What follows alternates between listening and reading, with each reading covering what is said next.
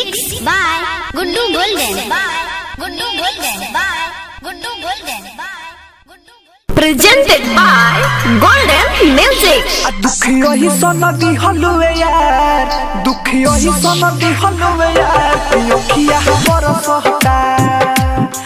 दुखियो ही सनदी हलुए यार, पियोखिया बरसता। तुहे पावे है बगली हमार, तुहे पावे है बगली हमार, ये दिलवा तरसता। दुखियो ही सनदी हलुए यार, पियोखिया बरसता। दुखियो ही सनदी हलुए यार, पियोखिया बरसता।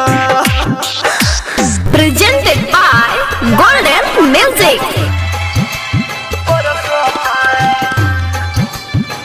Mixed by Palvi Recording Studio, Machhiya Mall.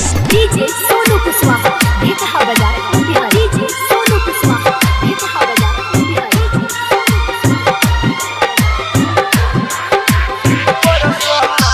रहे हरिहर तोड़ दिहलो तूने के डाली हो, प्रीत से भरल फुलवा के तू कोइलू खाली हो। रहे हरिहर तोड़ तू दिहलो ने के डाली हो, प्रीत से भरल फुलवा के तू कोइलू खाली हो।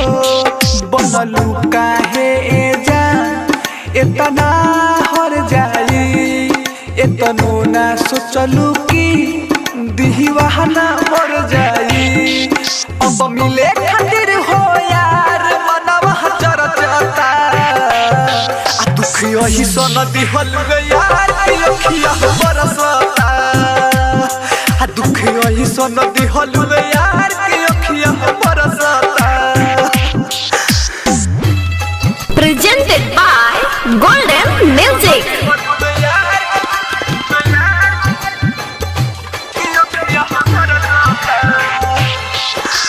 DJ Sonu Kuswaha, Bheka Bazaar, Bihar. DJ Sonu Kuswaha, Bheka Bazaar, Bihar.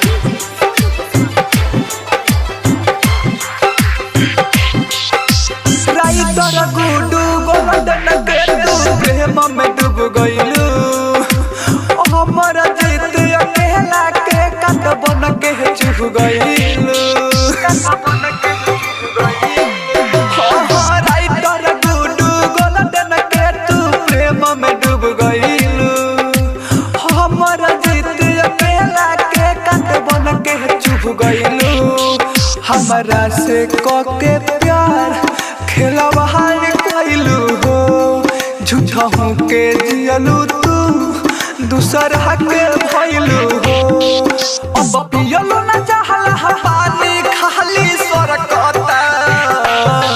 दुखियो ही सनदी हलुए यार, पियोखिया बरसता। दुखियो ही सनदी हलुए यार।